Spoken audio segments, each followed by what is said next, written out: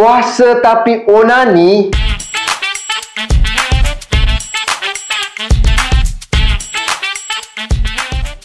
Assalamualaikum. Saya Dr. Samhan. Bulan puasa ini, ujian bukan sekadar tahan lapar dan dahaga, tapi juga tahan nafsu. Tapi saya tahu bukan semua orang boleh kawal dengan mudah. Betul? Ramai yang DM saya tanya macam mana nak stop onani masa puasa. Hari ini saya nak explain kenapa susah nak kawal dan apa cara paling berkesan untuk berhenti onani. Kenapa susah nak stop onani? Onani akan menyebabkan kita rasa lebih ketagih tiap kali kita buat. Otak akan mengeluarkan hormon dopamin, hormon yang membuatkan kita rasa puas. Problem dia, dopamin ini diibaratkan macam dadah untuk otak.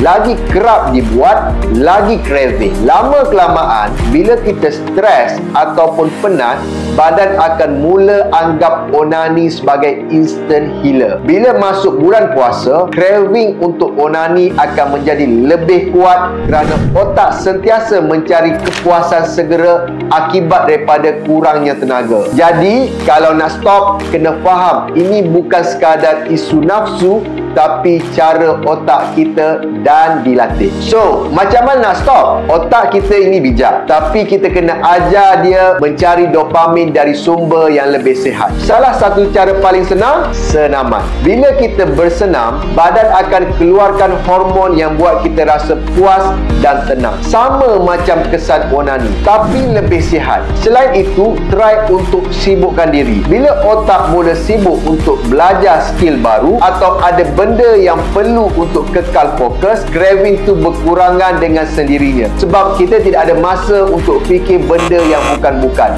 Satu lagi, teknik deep breathing. Tarik nafas 4 saat, tahan 4 saat dan hembuskan perlahan-lahan selama 6 saat. Teknik ini boleh bantu otak kita untuk jadi lebih rileks dan craving pun berkurangan. Bila otak dah biasa dengan dopamin dari benda lain, lama kelamaan keinginan untuk onani akan semakin menurun. Yang kedua, jaga jarak dengan trigger. Onani selalunya akan ada pencetus atau trigger. Contoh paling biasa, scroll media sosial terlalu lama. Media sosial ni sebenarnya perangkap kalau tidak dikawal. Sekali scroll boleh berjumpa konten yang trigger craving tanpa sedar. Jadi caranya, bersihkan feed, hadkan screen time dan sibukkan diri dengan aktiviti lain. Kalau dah tahu media sosial jadi punca, jangan bagi ruang untuk otak tergoda. Betulkan mindset dengan cognitive reframing. Kalau otak dah terbiasa menganggap onani cara paling cepat hilangkan stres, kita kena ubah cara fikir. Tanya diri sendiri, lepas buat, betul ke kita semakin puas